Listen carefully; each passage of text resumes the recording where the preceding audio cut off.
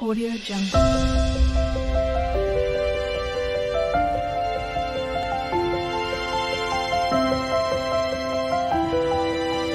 Audio Jungle. Hello friends, कैसे हैं आप सब लोग। आज हम लोग रचना शारीर में कला शारीर अध्याय के बारे में पढ़ेंगे। इसमें हम लोग कला की परिभाषा के बारे में जानेंगे, कला के स्वरूप के बारे में जानेंगे, स्थानानुसार कलाओं के जो नामकरण हैं उनके बारे में जानेंगे और प्रत्येक कला का विस्तार वर्णन करेंगे। ठीक है, विस्तार वर्णन में हम लोग इसका जो मॉडर्न एस्पेक्ट है उसको भी कवर करेंगे। वीडियो को पूरा देखने से पहले आप हमारे चैनल को सब्सक्राइब कर लें ताकि आने वाले और भी जो वीडियोज़ हैं उनका नोटिफिकेशन आपको मिलता रहे। आप हमें इंस्टाग्राम और फेसबुक पर फॉलो भी कर सकते हैं, जिसका लिंक डिस्क्रिप्शन में दिया गया है। तो चलिए स्टार्ट करते हैं। तो सबसे पहले देखते हैं हम लोग कला की परिभाषा। तो कला की परिभाषा में ये जो श्लोक है ये बहुत इम्पोर्टेंट है कि कला खल्वपि सप्तभवन्ति धात्वाशयंतर मर्यादा। तो इसमें एक शब्द है, देखिए, धात्वाशयंतर मर्यादा। ये बहुत ही ज़्यादा इम्पोर्टेंट है। ये इसका संदर्भ दिया हुआ है, आप लोग देख सकते हैं जाकर के बुक्स में। ये श्लोक क्या कहता है कि धातु के अंदर या आशय के अंततः आच्छादन करने वाली जो पतली रचना है वही कला है। और क्या कहते हैं कि जो इस श्लोक का मतलब है वो क्या है, देखते हैं कि कला खल्वपि सप्तभवन्ति, मतलब कि शरीर में 7 प्रकार की कलाएं होती है। धात्वाशयांतर मर्यादा, और धातु और आशय के बीच का जो धात्वाशयांतर, जो इनके बीच की जो मर्यादा है वही कला है। ठीक है, तो आशय क्या होते हैं? आशय शरीर में वो होते हैं, रिक्त स्थान को कहा गया है। ठीक है, जितने भी शरीर में रिक्त स्थान है उन्हें आशय की संज्ञा दी गई है।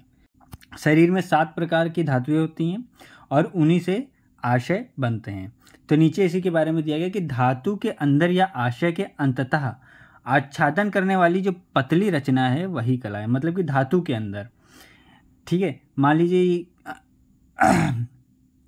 ये मांस धातु है। ठीक है, इसके अंदर, ठीक है, इसको जो अलग करती है, मांस धातुओं को जो अलग करती है वो जो रचना होती है उसे कला कहते हैं। ठीक है, या फिर आशय के अंततः आच्छादन, मान लीजिए ये आशय है और इसकी जो इंटरनल जो लेयर है, ठीक है, आच्छादन जो करती है उसको भी कला कहा जा सकता है। नीचे लिखा भी है कि धातुओं से जो आशय बने हैं उन दोनों के बीच में जो क्लेद है, धातु से आशय बने हैं और इनके दोनों के बीच में जो क्लेद होता है, ठीक, ये मान लीजिए धातु है और इन्हीं से आशय बने, ठीक, इनके बीच की जो पतली सी लेयर है यहाँ पे मिडिल में वही कला है। ठीक है, तो क्या लिखा है कि धातुओं से जो आशय बने हैं उन दोनों के बीच में जो क्लेद है वह अपनी धात्वग्नि की उष्णता से पक्व होकर कला का रूप धारण करता है। तो ये जो बीच की लेयर है ये अपनी अग्नि और उष्णता से पक्व होता है और कला का रूप धारण करता है।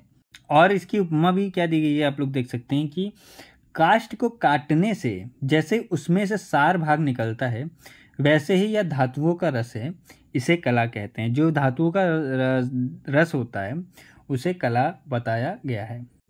मॉडर्न एस्पेक्ट में देखें तो इसे endocardium, endometrium, mucous coat of stomach आदि बताया गया है। अंततः आच्छादन, ये देखिए ये शब्द है।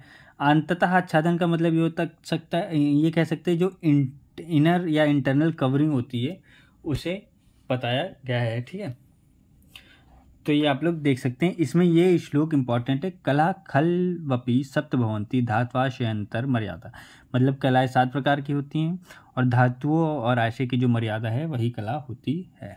फिर इसके बाद देखते हैं कला का स्वरूप।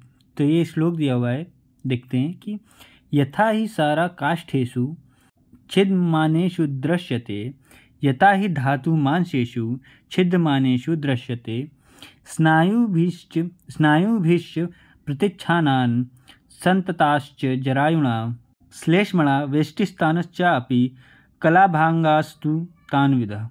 पहले श्लोक का मतलब देखते हैं क्या है कि जैसे काष्ठ को छीलने से सार भाग दिखाई देता है वैसे ही मांस को छीलने कर निकालने से धातु दिखाई देती है और वही रस और रक्त रूपी द्रव्य होते हैं। फिर जो दूसरा श्लोक है इसका मतलब क्या है कि स्नायु से ढके और जरायु से व्याप्त तथा श्लेष्मा से निर्मित भागों को कला कहते हैं। मतलब कि वहाँ तो देख ही चुके हैं हम लोग कि धातु और आशय के जो मर्यादा होती है उसे कला कहते हैं। उसके बारे में स्वरूप के बारे में यह बताया गया कि स्नायु से ढके और जरायु से व्याप्त तथा श्लेष्मा से निर्मित, ठीक है, श्लेष्मा से निर्मित भागों को कला भाग कहते हैं।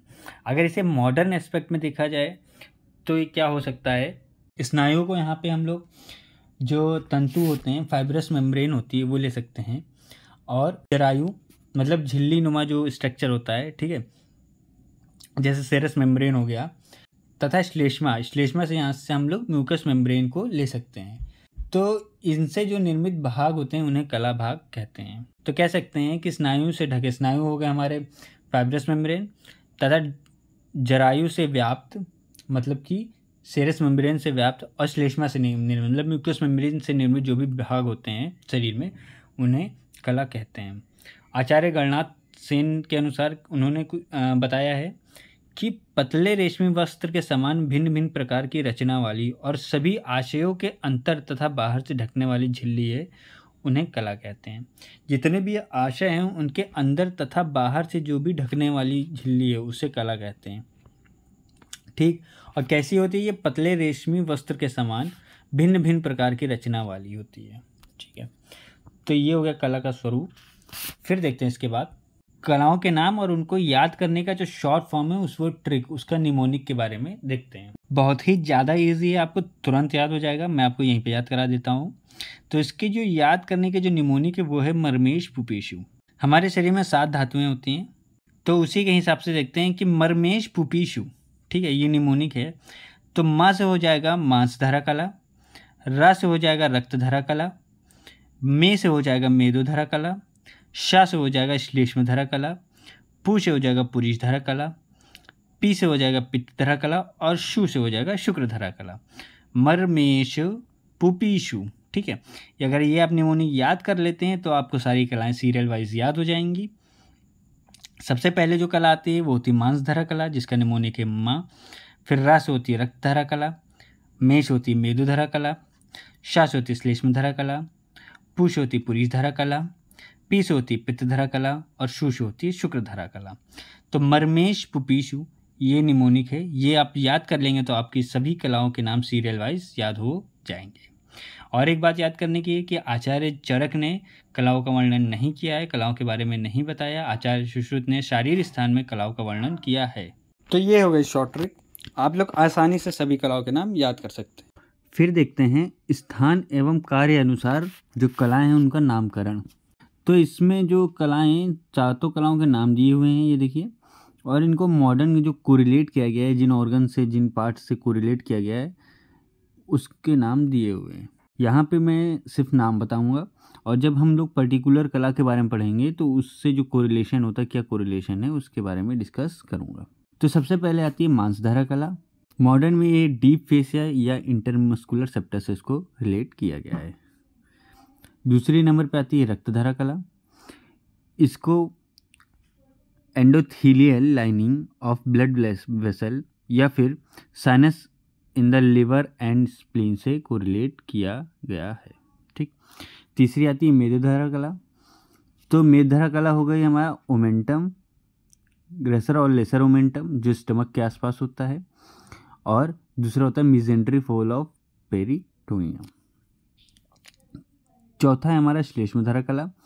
श्लेष्मधरा कला को मॉडर्न में साइनोवियल मेम्ब्रेन ऑफ जॉइंट से रिलेट किया गया है। पांचवा है पुरीषधरा कला। इसको म्यूकस मेम्ब्रेन ऑफ कोलन और रेक्टम से रिलेट किया गया है। छठा है पित्तधरा कला। इसको mucous membrane of small intestine से कोरिलेट किया गया है। और सातवां शुक्रधरा कला है, जिसे mucous membrane of seminal vesicle, vas deferentia, tunica vaginalis in scrotum से कोरिलेट किया गया है। तो ये 7 कलाएं हो गई और उनका जो मॉडर्न कोरिलेशन है उसके बारे में हो गया। तो अगर एग्ज़ाम में आता है कि कलाओं का वर्णन करें तो आप ये जो मॉडर्न कोरिलेशन है ये लिख सकते हैं। फिर देखते हैं इसके बाद। तो फिर सबसे पहले देखते हैं हम लोग यहाँ पे मांसधरा कला। सबसे पहले देखते हैं मांसधारा कला। आप लोग कंफ्यूज होते होंगे कि जैसे रस हो गया, रक्त हो गया, मांस हो गया, ठीक है, फिर मेद, अस्थि, मज्जा ऐसे होता है। तो यहाँ पे जो रक्तधारा कला है उसको पहले क्यों नहीं बोला गया, सबसे पहले मांसधारा कला को ही क्यों बोला गया है? तो इसका जो एक्सप्लेनेशन है वो ये है कि जो रक्तधारा कला है उसका आधार मांसधारा कला है, मतलब कि मांसधारा कला नीचे रहती है और फिर उसके ऊपर रक्तधारा कला रहती है, ठीक है। इसलिए प्रथम मतलब कि नीचे जो मांसधारा कला है ये रहती है, उसके बाद इसके ऊपर रक्तधारा कला होती है, ठीक। तो मांसधारा कला को कह सकते हैं कि मांसधारा कला रक्तधारा कला का आधार है और इसी के ऊपर जो रक्तधारा कला है वो रहती है, ठीक। तो इसी कारण से जो सर्वप्रथम है वो मांसधारा कला का वर्णन किया गया है, इसीलिए मांसधारा कला का सर्वप्रथम वर्णन किया गया है। तो देखते हैं, श्लोक देखते हैं सबसे पहले कि तासाम प्रथमा मांसधरा नामः यस्याम मांसे शिरा स्नायु धमनी स्रोतसाम प्रताना भवन्ति। मतलब कि इन सातों कलाओं में प्रथम मांसधरा नामक कला होती है, जिस मांसधरा में मांस में शिरा स्नायु और धमनी होती है, स्रोतसों की शाखा प्रशाखाएं होती हैं। तो स्रोतस देखिए, स्रोतस में हमारा रक्तधारा कला भी आ जाता है, रक्तवा स्रोतस, इसकी शाखाएं प्रशाखाएं भी होती हैं। तो एक तरह से कह सकते हैं कि ये मांसधारा कला इसका आधार है, इसी वजह से इसको पहले बोला गया है। फिर दूसरा देखते हैं, यथा विष मृणालानि विवर्धन्ते समन्ततः भूमौ पंक उदक स्थानी तथा मांसे शिरा औदय। तो इसकी उपमा दी गई है ये सेकेंड श्लोक में कि जिस प्रकार पंख युक्त जल में कमलनाल के तंतु भूमि में चारों ओर फैले रहते हैं, वैसे ही मांसधारा कला का आश्रय लेकर शिरा धमनी स्नायु एवं स्रोतस फैलते हैं। तो जिस प्रकार जैसे कीचड़ का पानी है उसमें जो कमलनाल है उसके तंतु फैले रहते हैं जगह जगह, ये देखिए, उसी तरह जो मांसधारा कला है इसी का आधार लेकर इसी के अंदर जो है शिरा धमनी स्नायु और स्रोतस फैले हुए रहते हैं। अब देखते हैं इसका मॉडर्न एस्पेक्ट। तो हम लोग जानते हैं कि मॉडर्न में इसको डीप फेस्टिया या इंटरमस्कुलर सेप्टा से कोरिलेट किया गया है। तो इसका जो मॉडर्न कोरिलेशन है वो मैं आपको डायग्राम से समझाने की कोशिश करूँगा। ये देख सकते हैं आप लोग, ये लेग की मसल है पूरी, ठीक है। तो इसमें ये देखिए, ये टिबिया बोन है, ये फिबुला बोन है, और ये जो हैं ये मसल्स हैं, ये area superficial muscle group, lateral compartment. और आप लोग देख सकते हैं ध्यान से कि ये देखिए, ये जो बीच में इनको लाइनिंग्स अलग कर रही हैं, जैसे ये हो गया, ये हो गया, ये हो गया, ये हो गया, इन्हें इंटरमस्कुलर सेप्टम्स कहते हैं। तो आप लोग ये देख सकते हैं कि ये जो मसल्स को हैं, धातुओं को अलग करने वाली ये मसल है हमारी मांसधारा, मांस है, ठीक है। इनको जो अलग करते हैं, ठीक है, ये सब कलाएं होती हैं, इन्हें कला कहा गया है। तो हम लोग जानते हैं जो धातुओं के बीच की जो मर्यादा है, मतलब कि जो बॉर्डर लाइन है, ठीक है, ये देखिए, जो मांस धातु के बीच की जो बॉर्डर लाइन्स हैं, ये देखिए, ये देख सकते हैं आप लोग, इन्हें ही मांसधारा कला कहा गया है। एक और डायग्राम में से समझाने की कोशिश करता हूँ। ये देख सकते हैं आप लोग, देखिए, ये जो मसल है उसके बारे में बताया गया है। तो ये जो कंपार्टमेंट्स होते हैं छोटे छोटे, ये देखिए, ये जो कंपार्टमेंट्स हैं ये जो अलग करते हैं मसल के ग्रुप्स को, ये देखिए, और ये जो फेसाइकल्स हैं ये जो कंपार्टमेंट अलग करते हैं, इन्हें ही मांसधारा कला बोला गया है। इससे ये चीज़ होता है। और ये देखिए, जो श्लोक में बोला गया कि धातु के मध्य की जो मर्यादा है, तो उस क्राइटेरिया को भी ये पूर्ण रूप से फॉलो करते हैं। तो इस हिसाब से कह सकते हैं कि जो मांसधारा कला है उसको मॉडर्न में डीप फेसिया या इंटरमस्कुलर सेप्टा से कोरिलेट किया गया है। फिर इसके बाद देखते हैं, अच्छा, आप लोग को एक ये भी कन्फ्यूजन हो सकता है कि छोटा सा, कि जैसे कि 7 धातुएं हैं तो धातुओं के अनुसार कलाएं दी गई हैं, तो चलिए ठीक है, ऊपर नीचे दी गई हैं मान सकते हैं, लेकिन इसमें रसधारा कला क्यों नहीं कहा गया है?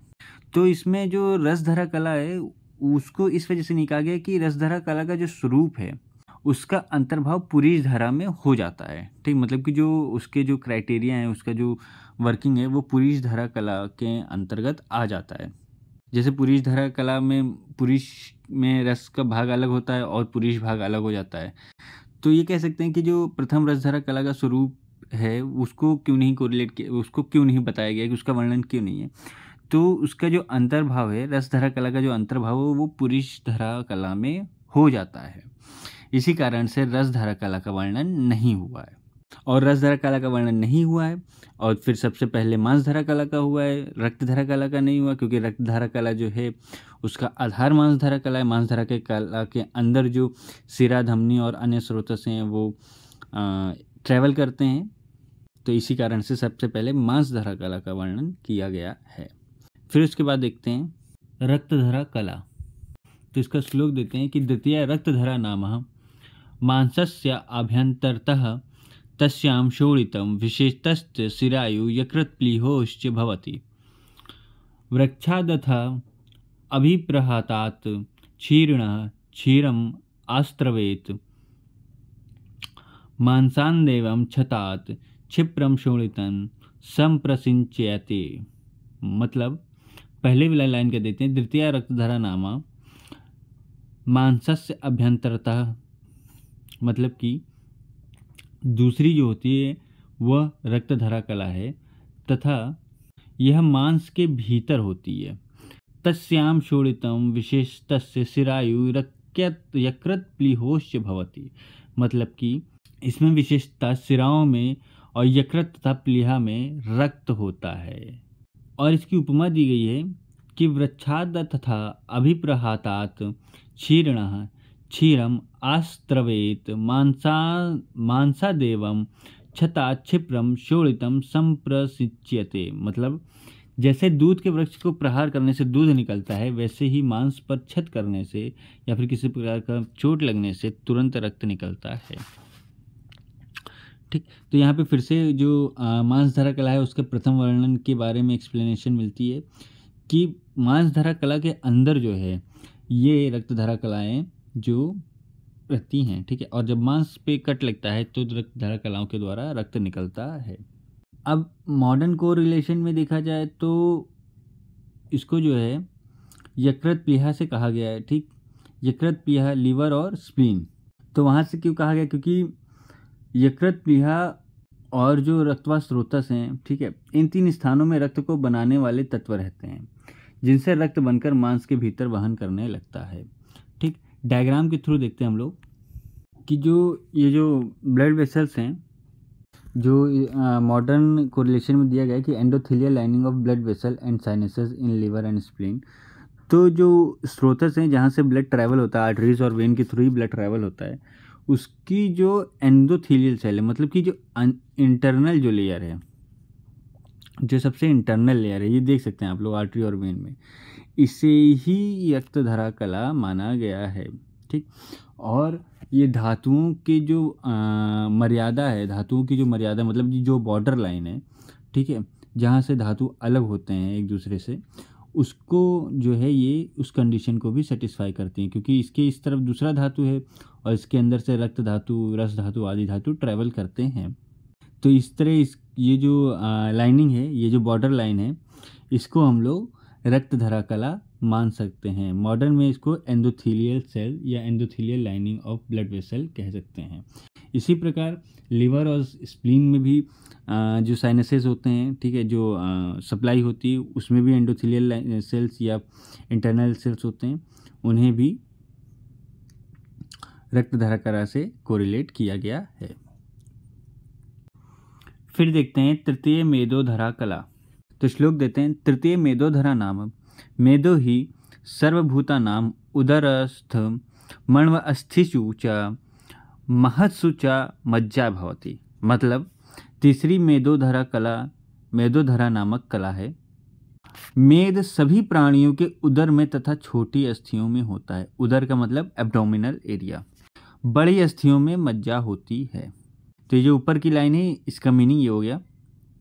फिर उसके बाद स्थूला अस्थिषु विशेषेण मज्जा स्वभयंत्राश्रितः अथेतरेषु सर्वेषु सरक्तम मेद उच्यते।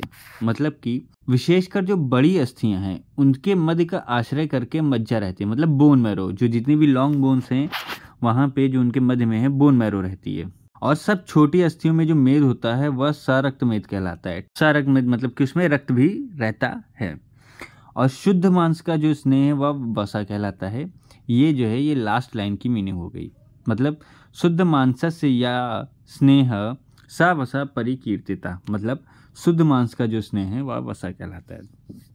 अब इससे क्या पता चलता है ये देखते हैं। जो मेदोधरा कला है यह सभी प्राणी मात्र के उदर में और छोटी छोटी हड्डियों में, जो स्मॉल बोन से उसमें रहती है। बड़ी हड्डियों में क्या रहता है, बड़ी हड्डियों में बोन मैरो मतलब मज्जा रहती है। कि जो एब्डोमेन की बात हो रही, तो एब्डोमेन मतलब पेट की चर्बी का जो सबसे निचला भाग होता है वही मेदोधरा कला है। ठीक, मॉडर्न में देखते हैं। मॉडर्न में इसे ग्रेटर और लेसर मोमेंटम और मीजेंड्री फॉल्ट ऑफ पेरिटोनियम कहते हैं। तो इसको डायग्राम्स की मदद से जानने की कोशिश करते हैं।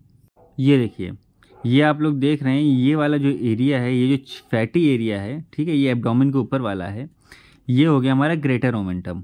और यहाँ पे आप छोटा सा एक एरिया देख रहे हैं, यहाँ पे ये हो गया लेसर ओमेंटम। ठीक है, तो यही है मेदोधरा कला। एक और डायग्राम से देखने की कोशिश करते हैं। देखिए, ये स्टमक है। स्टमक के जो लेसर कर्वेचर के साइड है ये एरिया, ठीक है, यहाँ पे एक चर्बी रहती है, ठीक, उसे लेसर ओमेंटम कहते हैं। ये मेदोधरा कला हो गई। और ये जो ग्रेटर कर्वेचर के आगे है, ठीक है, डायग्राम में ये देखिए, यहाँ पे ये एरिया दिख रहा होगा, ये ग्रेटर ओमेंटम है, तो ये मेदोधरा कला हो गई। ठीक, तो इन दोनों को मेदोधरा कला आयुर्वेद में कहा गया है। फिर इसके बाद देखते हैं चौथी जो कला है वह है श्लेष्मधरा कला। तो चतुर्थी श्लेष्मधरा नाम सर्वसंधिषु प्राणभूतानां भवति, मतलब कि चौथे श्लेष्मधरा नामक कला है और यह सभी प्राणियों की सब संधियों में रहती है। सर्वसंधिषु प्राणभूतानां मतलब कि सभी संधियों में रहती, जितने भी जॉइंट्स हैं वहाँ पे श्लेष्मधरा नामक कला रहती है। स्नेहाभ्यक्ते यथा ह्राच्छे चक्रम प्रवर्तते संदेहा साधु वर्तन्ते संलिष्टता श्लेष्मणा तथा, मतलब जैसे अक्ष के ऊपर तेल लगने से पहिया अच्छी तरह चलता है, वैसे ही श्लेष्मधरा कला से निकले हुए श्लेष्मा से लिप्त संधियाँ अच्छी तरह काम करती हैं। अक्ष का मतलब हो गया एक्सेल। मान लीजिए पहिया है, ठीक है, और ये एक्सेल है, तो ये तीलियाँ हो गई। अगर इसमें अच्छे से ऑयलिंग की होगी तो जो पहिया है वो स्मूथली रन करेगा, उसमें दिक्कत नहीं होगी। उसी प्रकार संधियों से अगर श्लेष्मा अच्छी तरह से रहेंगे तो जो जॉइंट्स हैं वो अच्छी प्रकार से वर्किंग करेंगे और इसमें किसी प्रकार की दिक्कत नहीं होगी। उसे ही श्लेष्मधरा कला कहा गया है। मॉडर्न में इसको साइनोवियल मेम्ब्रेन ऑफ जॉइंट से कोरिलेट किया गया है, साइनोवियल फ्लूइड से कोरिलेट किया गया है। साइनोवियल फ्लूइड जो जॉइंट्स के अंदर, जो जॉइंट्स के बीच में रहता है, उसे कहा जाता है, जिससे जो है जो संधियां हैं ये आपस में, जो अस्थियां हैं ये एक दूसरे के साथ रगड़ नहीं खाती और अच्छे से एक दूसरे के ऊपर घूमती हैं। तो डायग्राम की मदद से देखते हैं इसको। ये देखिए, ये एक जॉइंट है, ठीक है, इस जॉइंट के बीच में ये देखिए, ये जो मेम्ब्रेनस एरिया है, ये देखिए, ये जो ब्लू ब्लू करके आपको नज़र आ रहा है, यही है साइनोवियल फ्लूइड। और इसके बीच में ये जो मेम्ब्रेन है, इसको चारों तरफ से कवर की हुई है, ये जो मेम्ब्रेन है डार्क ब्लू कलर में, ये है साइनोवियल मेम्ब्रेन। इसे ही श्लेष्मधरा कला माना गया है। ठीक है, ये बोन्स के बीच में बताया गया है, ये जॉइंट्स के बीच में, बॉडी में जितने भी जॉइंट्स होते हैं उसमें ये साइनोवियल फ्लूइड और साइनोवियल मेम्ब्रेन आपको मिलेंगे। तो इसे ही श्लेष्मधरा कला माना गया है। फिर देखते हैं उसके बाद जो हमारी पांचवी कला है वह है पुरीषधरा कला। तो पुरीषधरा कला में क्या कहते हैं कि पंचमी पुरीषधरा नाम या अंत कोष्ठे मलम अभिविभजिते पक्वाशयस्था, मतलब पांचवी पुरीषधरा नामक कला है जो कोष्ठ के अंदर पक्वाशय में स्थित मल को विभक्त करती है। मल को विभक्त करने का मतलब है मल से जो रस धातु हैं उसको अलग करना, और जो सार और कीट भाग हैं ये सब का कार्य जो करती है वो पुरीषधरा कला के द्वारा ही होता है। यकृत समन्तात कोष्ठम च तथा अंतराणि समाश्रिता उंडुकस्थम विभजते मलम मलधरा कला, मतलब यकृत और कोष्ठस्थ अंगों के समीपवर्ती आंत्रों में समाश्रित हुई मलधरा कला उंडुक स्थित मल को विभक्त करती है। मतलब उंडुक में जो स्थित मल होता है, तो बॉडी में हम जो भी भोजन का ग्रहण करते हैं उससे जो पक्वाशय, आमाशय और मूत्राशय, ठीक है, बृहद मतलब लार्ज इंटेस्टाइन और लघ्वयेंद्र मतलब स्मॉल इंटेस्टाइन, इन सब के द्वारा जो खाना पक्व होता है उससे जो रस भाग और पुरीश भाग, क्या कहते हैं, रस भाग और पुरीश भाग में जो विभक्त होता है उसी विभाजन को पुरीशधारा कला के द्वारा किया जाता है। यहाँ से एक बात और पता चलता है कि यहाँ पे रसधारा कला के वर्णन जो कला है उसमें रसधारा कला का नाम क्यों नहीं किया गया, क्योंकि उसका अंतर्भाव यहीं पे हो जाता है, क्योंकि पुरीशधारा कला के द्वारा ही जो रस भाग है भोजन का वो विभक्त होता है और उसी से ही पुरीश जो भाग है वो भी विभक्त होता है, तो दोनों का अंतर्भाव यहाँ हो जाता है, इसलिए पुरीशधारा कला को यहाँ पे बोला गया है और रसधारा कला को नहीं बोला गया है। तो इसका जो मॉडर्न कोरिलेशन है वो देखते हैं कि मॉडर्न में इसको mucous membrane of colon and rectum कहा गया है। तो इसको डायग्राम से देखने की कोशिश करते हैं क्या होते हैं ये। तो यहाँ पे हम लोग ये डायग्राम देख सकते हैं, ये लोअर ईयर ट्रैक है जो स्मॉल इंटेस्टाइन वहाँ का, तो वहाँ का ये डायसेक्शन करके दिखाया जा रहा है। तो ये देखिए इसकी लेयर्स हैं, इसमें जो सबसे मिडिल की लेयर है, ठीक है, सबसे अंदर की वो जो म्यूकस लेयर है, ठीक है, वहीं पे फूड एब्जॉर्ब होता है विलाइस के थ्रू, और विलाइस के थ्रू फूड एब्जॉर्ब होता है, और वहीं से जो मतलब कि सार भाग है, जो रस भाग है, वो विलाइस के थ्रू ब्लड वेसल्स में एब्जॉर्ब हो जाता है। तो यहाँ पे एक चीज़ ये सबसे पहले क्लियर होती है कि जो रसधारा कला है उसके बारे में पता चलता है कि रसधारा कला जो है वो भी पुरीशधारा कला के अंतर्गत आती है, और जो फूड बच जाता है, जो पुरीश बच जाता है, वो इसके थ्रू ट्रैवल करता हुआ एनएस के थ्रू स्टूल बन के बाहर निकल जाता है, तो वो हो गया पुरीश। तो ये कह सकते हैं कि जो म्यूकस लेयर है, ठीक, विलाइज में जो म्यूकस लेयर है ये सार भाग को और पुरीश भाग को अलग करती है। तो यहाँ पे सार भाग मतलब कि रसधारा कला का भी वर्णन हो जाता है, जो कि नहीं है, जिसका वर्णन नहीं किया गया है, क्योंकि इसका समावेश पुरीशधारा कला में हो जाता है, और पुरीशधारा कला जो वर्णित है ही उसका भी हो जाता है। तो इसी वजह से रसधारा कला का वर्णन आचार्य सुश्रुत ने नहीं किया, क्योंकि उसका समावेश जो है वो पुरीशधारा कला में हो जाता है, और पुरीशधारा कला मल तो बन ही रहा है यहाँ पे। तो जो क्या कहते हैं, पुरीशधारा कला का जो मॉडर्न कोरिलेशन है वो म्यूकस एपिथेलियम से हम लोग ले सकते हैं। तो फिर उसके बाद देखते हैं छठी कला है, उसका नाम पित्तधरा।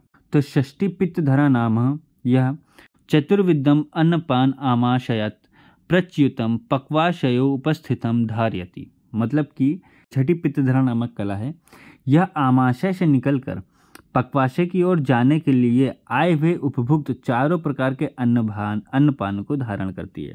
चार प्रकार का अन्नपान क्या होता है? तो चार प्रकार का अन्नपान होता है आशित, खादित और पीत और लीड। तो आशित क्या होता है देख लेते हैं। आशित जैसे पूड़ी हो गया, भात हो गया, ये सब। खादित में जैसे लड्डू हो गया, पीत में दूध या फिर किसी प्रकार का लिक्विड डाइट, और लीड में रबड़ी टाइप में, ठीक है। तो इन सब प्रकार के जो अन्नपान है उसका धारण करती है। फिर देखते हैं, देखिए नीचे लिखा भी है आशितम खादितम पीतम लीढ़म, ठीक है। फिर तज्जीर यति यथा कालम शोड़ितम पित्त तेजसा, मतलब कि मनुष्य के आंतरों में पहुंचा हुआ चारों प्रकार का उपभुक्त अन्न उचित काल में पित्त के तेज से जीर्ण हो जाता है तथा शोषित भी हो जाता है। तो ये पितृधारा कला होती है। इसमें क्या कंक्लूजन निकला है कि छठी पितृधारा नाम है, या आमाशय से जो भोजन निकलता है, ठीक, पक्वाशय की ओर जाता है, चारों प्रकार का उसको धारण करती है, और अन्न है, ठीक है, आंतों में जो पहुंचा हुआ है वह पित्त के तेज से जीर्ण होता है और तथा शोषित भी होता है। तो मॉडर्न से इसको कोरिलेट किया गया है। मॉडर्न में इसका क्या कोरिलेशन है? Mucous membrane of small intestine. तो इसको भी लोअर जीआई ट्रैक से कोरिलेट किया गया है, बट इसमें mucous membrane of small intestine में थोड़ा पिक्यूलियर बोल दिया गया, जैसे वहाँ पे कोलन और रेक्टम बोला गया था। तो स्ट्रक्चर सेम ही है लगभग। देखते हैं कि जो ये देखिए डायग्राम है आपके सामने, ये देखिए ये जो विलाइज हैं, ठीक है, और उसके बाद ये जो इनकी माइक्रो विलाइज हैं, यहीं से जो है चारों प्रकार का जो भोजन है उसका धारण होता है, और वहीं से ही सार भाग और जो आगे है उसका शोषण होता है, मतलब कि एब्जॉर्प्शन होता है।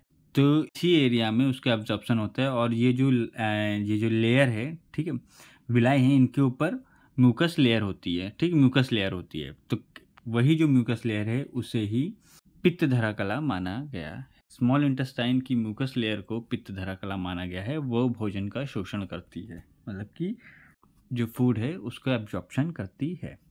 फिर देखते हैं सातवीं शुक्रधरा कला।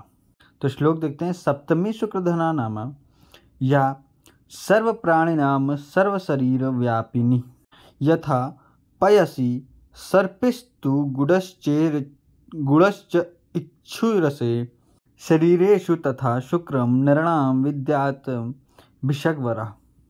तो क्या कहता है श्लोक कि सातवीं शुक्रधरा नामक कला है, ये लास्ट में आती है सबसे, जो सब प्राणियों के सर्व शरीर में व्याप्त रहती है। ये जो प्राणियां हैं उनके सर्व शरीर में व्याप्त रहती हैं, ठीक है।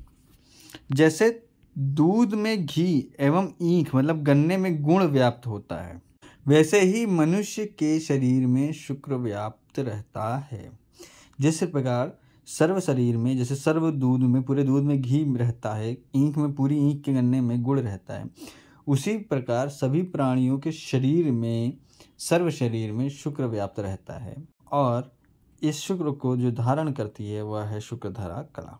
फिर देखते हैं इसका एक और श्लोक है कि द्वय अंगुले दक्षिणे पार्श्वे बस्ती द्वारस्य चाप्यधा मूत्रस्त्रोता यथाक्षुक्रम पुरुषस्य प्रवर्तते कृत्स्नः देहाश्रितं शुक्रम प्रसन्नमस्तस्तथा व्यायच्छतश्चापि हर्षतात् संप्रवर्तते। मतलब बस्ती द्वार के नीचे 2 अंगुल दक्षिण पार्श्व में स्थित शुक्रधरा मूत्र मार्ग के रास्ते बाहर निकलता है। मतलब कि बस्ती द्वार के 2 अंगुल दक्षिण पार्श्व में स्थित शुक्र जो है वह मूत्र मार्ग के रास्ते से बाहर निकलता है। शुक्रधरा नहीं, शुक्र है। जब पुरुष जो है वो स्त्री प्रसंग करता है तो उसका मन प्रसन्न होता है, जिसके कारण जो शुक्र है जो कि सर्व शरीर में रहता है वो मूत्र मार्ग के द्वारा प्रवृत्त होता है। तो इसका क्या मतलब कि कंक्लूजन निकला है शुक्रधरा कला का कि ये सभी व्यक्तियों के सर्व शरीर में व्याप्त रहता है, मतलब फुल बॉडी, पूरी बॉडी में रहता है। जिस प्रकार दूध में मक्खन रहता है, अगर थोड़ा सा भी दूध निकालेंगे तो उसमें मक्खन या घी रहता ही रहता है, या फिर थोड़ी सी भी ईख होगी उससे भी गुड़ बनाया जा सकता है। उसी प्रकार मनुष्य के सर्व शरीर में शुक्र रहता है। और दूसरे श्लोक का क्या मतलब है? बस्ती द्वार मतलब मूत्राशय के द्वारा नीचे 2 अंगुल दक्षिण मतलब वाम, राइट साइड में शुक्रधरा कला से संचित, मतलब कि जो पुरुष है, ठीक है, पार्श्व में शुक्रधरा कला से संचित पुरुष का शुक्र मूत्र मार्ग के रास्ते बाहर निकलता है। ठीक, अब कब निकलता है? जब प्रसन्न मन होकर स्त्री प्रसंग करने वाले पुरुष के सर्व शरीर में रहने वाला शुक्र हर्ष के कारण प्रवृत्त होता है। कब प्रवृत्त होता है? जब जो पुरुष है वो प्रसन्न मन होकर स्त्री प्रसंग करे। शुक्रधरा कला को लेकर के और भी कंफ्यूजन है। जैसे शुक्र अगर सर्व शरीर में अदृश्य रहता है तो उसके प्रत्यक्ष होने का क्या कारण है? तो उसका जो प्रत्यक्ष होने का जो कारण है यह है कि प्रसन्नता पूर्वक स्त्री प्रसंग करने से शुक्र का जो है वो प्रत्यक्षीकरण हो जाता है। और देखते हैं पुरुष में जो मूत्र मार्ग है और शुक्र मार्ग है वो एक ही है। तो शुक्र और मूत्र के जो बाहर निकलने के लिए जो मार्ग हैं वो भिन्न नहीं है। ठीक, और बस्ती दोनों ओर से 2 शुक्राशय हैं, बस्ती के दोनों ओर 2 शुक्राशय हैं, सेमिनल वेसिकल जिन्हें कहते हैं, और जिनसे जो शुक्र है वो मेढ़ स्रोत मतलब कि यूरेथ्रल कैनाल में जाता है और फिर वो हमें प्रत्यक्ष दिखाई देता है।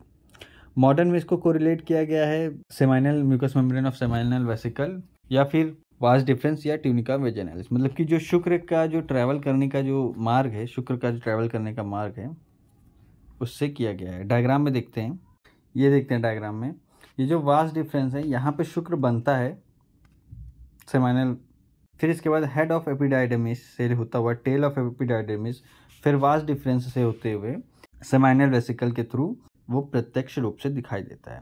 तो हम लोग इसका डाइसेक्शन करेंगे। म्यूकस मेम्ब्रेन जो है इसको डाइसेक्ट करके जो दिखती है तो इसको डाइसेक्ट करके जो हमें डायग्राम नज़र आएगा वो कुछ ऐसा होगा। तो ये जो लॉन्गिट्यूडनल स्मूथ लेयर है, ठीक है, वास डिफरेंस में, और फिर उसके बाद सर्कुलर स्मूथ लेयर है, और बीच में ये जो हल्का सा नज़र आ रहा है ये म्यूकोसा है। ठीक, तो mucous membrane of seminal vesicle या फिर वास डिफरेंस, यही वो म्यूकस मेम्ब्रेन है। ठीक, और इसके बीच में आप लोग देख सकते हैं हल्का सा गैप है, यहीं से जो है वो स्पर्म ट्रैवल करता है। ठीक, तो जो mucous membrane of seminal vesicle है इसे ही शुक्रधरा कला कहा गया है। तो इस तरह ये वीडियो ख़त्म होता है यहाँ पे, और सभी प्रकार की जो कला है उनका वर्णन, उनका मॉडर्न कोरिलेशन ख़त्म होता है। हमने यहाँ पे 7 कलाओं के बारे में डिस्कस किया। हम लोगों ने उसकी शॉर्ट ट्रिक के बारे में देखा जो कि मरमेश पुपीशु है। मांसधारा कला के बारे में देखा। हमने ये भी जाना कि रसधारा कला क्यों नहीं है। हमने ये भी जाना कि मांसधारा कला का वर्णन पहले क्यों होता है रक्तधारा कला से। और भी चीज़ों के बारे में, कन्फ्यूज़न के बारे में डिस्कस किया। हमने इन सब के मॉडर्न कोरिलेशन के बारे में जाना, उनके बारे में अच्छे से डिस्कस किया। अगर आपको किसी प्रकार का कोई कन्फ्यूज़न है तो आप कमेंट बॉक्स में कमेंट कर सकते हैं, हमसे पूछ सकते हैं। आप हमें इंस्टाग्राम और फेसबुक में फॉलो भी कर सकते हैं।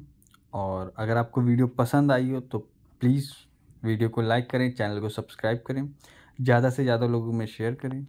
ये जो कला शरीर है, ये एक इम्पॉर्टेंट टॉपिक है फर्स्ट ईयर में। ये कभी कभी 10 या 15 या 5 नंबर में पूछा जाता है, तो इस बारे में आप लोग देख सकते हैं।